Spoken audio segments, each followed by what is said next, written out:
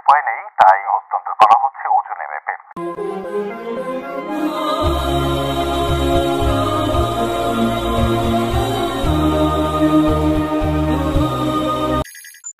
আজকের এই ঘটনা খুবই মর্মান্তিক। আপনার কানে হয়তো পৌঁছে গেছে অনেক আগেই। গত 10 আগস্ট শনিবার ইসরায়েল বোমা হামলা করেছিল ফিলিস্তিনের গাজার একটি স্কুলে। এই বোমা হামলায় নিহতদের দেহাবশেষ স্বজনদের কাছে হস্তান্তর করা হয়েছে ওজনে মেপে। প্রাপ্তবয়স্ক হলে 70 কেজি আর অপ্রাপ্তবয়স্ক হলে অনুমান করে মেপে দেওয়া হচ্ছে। কি এক মর্মান্তিক অবস্থা! আল্লাহ তাদেরকে ধৈর্য ধারণ করার তৌফিক দান করুক। নিহতদের পরিবার জানায়, হঠাৎ বোমা হামলার শব্দ পেয়ে ছুটে আসি। এসে দেখি আগুন ধরে গেছে পুরো ভবনে, অনেক স্থান ধসে পড়ছে। ভেতরে আমার ভাই ও স্ত্রী সন্তানকে ছিন্নভিন্ন অবস্থায় পাই। ভাতিজার ছিন্নভিন্ন হয়ে যাওয়া মুখটা এখনও পাইনি, সেটাই খুঁজছি।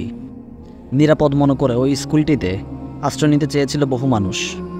2000 পাউন্ড ওজনের বোমা হামলার মাত্রা এতটাই বেশি ছিল, সব মরদেহ ছিন্ন ভিন্ন হয়ে গেছে। তাই বাধ্য হয়ে সব দেহাবশেষ একসাথে মিলিয়ে পরে ওজন করে মেপে দেওয়া হচ্ছে স্বজনদেরকে। ছেলে হারানো এক মায়ের আত্মনাদ। আমার 6 বছরের ছেলে ইসরায়েলে হামলায় প্রাণ হারিয়েছে, কিন্তু অনেক খুঁজে ওকে না পেয়ে দায়িত্বরতরা আমাকে 18 কেজি মাংস বুঝিয়ে দিয়েছেন। না জানি এগুলো আমার ছেলেরই দেহাবশেষ কিনা।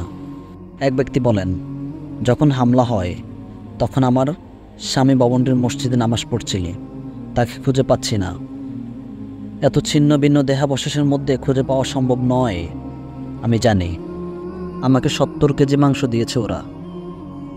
এই বর্বরতার নিন্দা উঠেছে বিশ্বজুড়ে, কিন্তু আমরা এই পর্যন্ত এসে থেমে গেছি।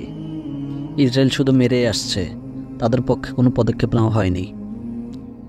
আর ভালো যদি কোনো পদক্ষেপ নিত তাহলে আজ হয়তো আমাদের ফিলিস্তিনি ভাইদের এরকম দুরবস্থা হতো না।